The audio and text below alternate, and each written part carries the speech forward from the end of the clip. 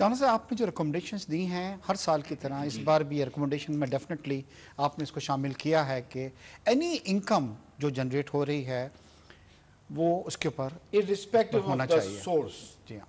होनी शाहिद चाहिए। साहब, आप तो बड़े हमेशा इस चीज़ के ऊपर बहस करते रहे हैं और आपने हमेशा यही कहा है कि कोई भी कैपिटल गेन हो या कोई भी इनकम अगर जनरेट हो रही हो, इरिस्पेक्टिव हो, जैसे चावला साहब ने कहा एग्रीकल्चर से हो रही हो, स्टॉक एक्सचेंज से हो रही हो या किसी और मीन्स से हो रही हो, उसके ऊपर टैक्स होना चाहिए, बड़ा सिंपल। मगर हर साल हम बजट से पहले इन चीज़ों की डिस्कस करते हैं, बातचीत करते हैं, मगर जब बजट आता है तो हुकूमत इस चीज़ को कंसिडर नहीं करती है और एग्जाम कर देती है।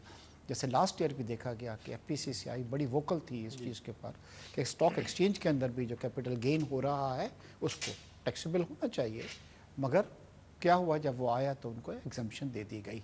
आप सोचते हैं, पहली बात तो क्या एग्रीकल्चर पे, स्टॉक एक्सचेंज पे, एनी कैपिटल गेन पे टैक्स होना चाहिए, और अगर होना चाहिए तो आप सोचते हैं कि इस बजट के अंदर इसके ऊपर इम्प्लीमेंटेशन होगा?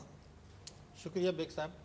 मैं आपसे ये अर्ज़ करता हूँ कि अगर आप ये कानून बना लें, जैसे चावला साहब ने भी कहा, मिसाल के तौर पर 2.5 लाख रुपया टैक्सेबल इनकम है, इससे ज़्यादा जिस किसी की भी